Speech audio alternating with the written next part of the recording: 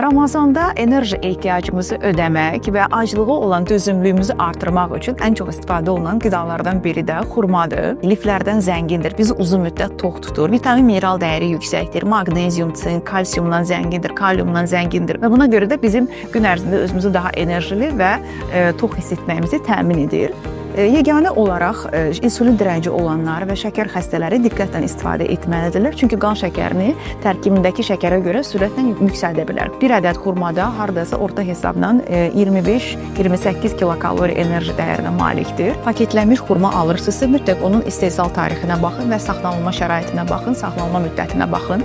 Açıqda satılan xurmanın hamar olmasına, çox quru olmamasına, üzərində çatların olmamasına, çox tünd və ya çox açıq rəngdə olmamasına diqqət yetirin. Əks halda aldığımız xurma ya şərbətli ola bilər və yaxud da köhnə ola bilər. Və qoxusu da karamelizə, çox belə xoş qoxulu olmalıdır. Yaxşı xurma tünd qəhvəyi rəngdə, mat və ləkəsiz olmalıdır.